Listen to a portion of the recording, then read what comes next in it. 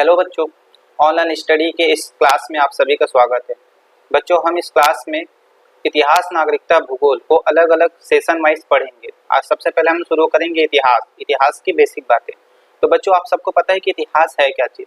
सरल शब्दों में इतिहास का अर्थ होता है पुरानी बातों को जानना, जिसमें हम बीती हुई बातों के बारे में जानकारी प्राप्त करते हैं। परंतु सही परिभाषा कुछ ऐसा होगा, ये तो जनरल परिभाषा है। तो सही परिभाषा क्या होगा?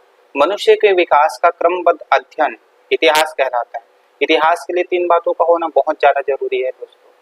इसमें कोई घटना घटी हो, उसका कोई वैज्ञानिक विश्लेषण हुआ हो और उसके साक्ष्य मौजूद हो। जैसे सिंधु घाटी सभ्यता बहुत पहले के समय की कोई घटना है, ठीक है। हमारे पुरातत्ववेत्ताओं ने उसे खोद कर हमारे सामने लाया, ठीक है। और आज भी अगर हम देखें तो उसके जो साक्ष्य है वो हमारे पास मौजूद है, ठीक है। अगले में हम देखते हैं कि इतिहास जानने के स्रोत कौन कौन से हैं। तो हमारे पास इतिहास जानने के बहुत सारे स्रोत हैं, जैसे प्राचीन सिक्के, इमारतें, बसाहट, पुरातत्विक खोज, धार्मिक ग्रंथ, पुस्तकें, लिखित साहित्य, पुराने अवशेष, बर्तन और अन्य सामग्री। इसके साथ ताम्रपत्र, शिलालेख, स्तंभ लेख, ये सब चीज को हम आगे के पार्ट में डिस्कस करते जाएंगे, आगे के पार्ट में पढ़ते जाएंगे। आप सब जानते हो, है ना, इसके बारे में। अब हम देखते हैं कि ये ईसा पूर्व और ईस्वी क्या चीज है, ठीक है। जैसे कि इसमें लिखा हुआ है कि आज से करीब 10,000 साल पहले मानव ने कृषि करना प्रारंभ किया। सिंधु घाटी की सभ्यता 2600 साल पहले हुई, ठीक है। तो अब हमें कंफ्यूजन ये लगता है कि अभी तो 2020 चल रहा है, तो ये 10,000 साल पहले कैसे हुआ, ठीक है। 10,000 साल पहले, वैसे में तो अभी बहुत समय हो गया होगा, ठीक है। तो इसको हमें देखेंगे कि ये ईसा पूर्व क्या चीज होता है। 563 में ईसा पूर्व में गौतम बुद्ध का जन्म हुआ था। ईस्वी 711 ईस्वी में इस्लाम की स्थापना हुई थी। आखिर ये ईसा पूर्व और ईस्वी है क्या चीज? इन दोनों में आखिर कोई अंतर है क्या? इतिहास में इसका कोई महत्व है?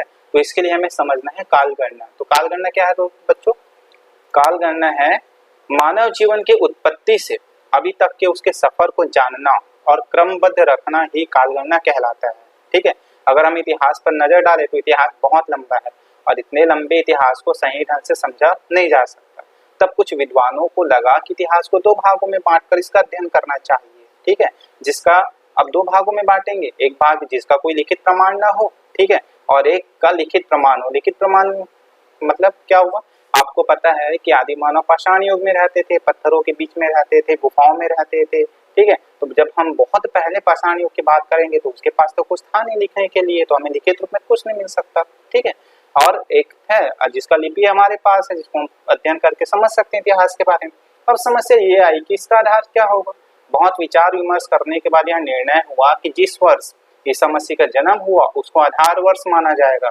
इस प्रकार उसके जन्म के पूर्व को ईसा पूर्व कहा जाएगा और जन्म के बाद की घटनाओं को ईस्वी कहा जाएगा। इस प्रकार से ईसा पूर्व और ईस्वी की धारणा बनी। इसको हम और समझते हैं इस प्रकार से।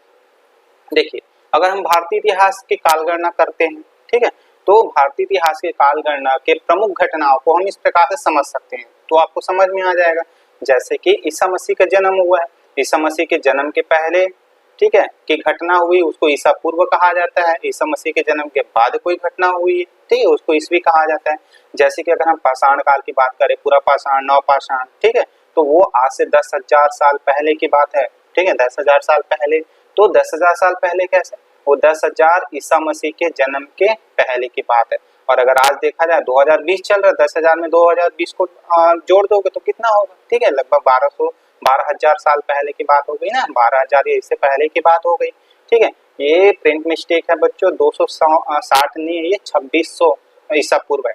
तो 2600 ईसा पूर्व पहले क्या हुआ था? सिंधु घाटी की सभ्यता, आप जानते हो ना, सिंधु घाटी सबसे पहले हमारे यहाँ खोजा गया पहली सभ्यता है, सिंधु घाटी की सभ्यता है। इसके बाद 563 में बुद्ध का जन्म हुआ था, ठीक है। उसके बाद अशोक का शासन हुआ था। 268 में गंधार कला का विकास हुआ था, 150 में, ठीक है। तो ये सब घटना कब की है? ईसा मसीह के जन्म के पहले की घटना है, ठीक। अब अगर हम देखते हैं ईसा मसीह के जन्म के बाद क्या घटना हुई, एक समय तो ईसा मसीह का जन्म हुआ होगा ना, मैंने बताया ना आपको आधार। तो 320 में गुप्त साम्राज्य की स्थापना हुई। ईस्वी में इसको हम बोलेंगे ईसा पूर्व, ईसा मसीह के जन्म के पहले, और ये ईस्वी, ठीक है। तो जब भी ईसा मसीह के जन्म के पूर्व कोई घटना घटी रहती है तो जब सन लिखा रहता है, ये समय लिखा रहता है, उसमें ईपू लिखा रहता है, मतलब ईसा पूर्व। तो बच्चों इसमें कंफ्यूज आपको नहीं होना है, ठीक है। 320 में जनरली आजकल कुछ नहीं लिखता, ठीक है, लेकिन ये ईस्वी है, ईसा मसीह के जन्म के बाद। जब अगर मान लो कोई सन आपको दिख रहा है और इसमें ईसा पूर्व नहीं लिखा है तो समझ जाइए ईस्वी की बात है। तो 320 ईस्वी में गुप्त साम्राज्य की स्थापना हुई थी, ठीक है। 543 में चालुक्य राजवंश की स्थापना हुई थी, आगे हम पढ़ेंगे इसको, ठीक है। अब 897 की बात करते हैं तो चोल राज्य की स्थापना हुई थी। सल्तनत काल की स्थापना भारत में कब हुई थी? 1206 ईस्वी में, ईसा पूर्व नहीं, ईसा पूर्व तो बहुत पहले की बात है, ठीक है। और 1947 में हमें क्या मिला था? हमें आजादी मिली हुई थी, ठीक है दोस्तों। तो आज के लिए इतना ही, आगे के पार्ट में हम इतिहास को और वर्गीकरण करेंगे।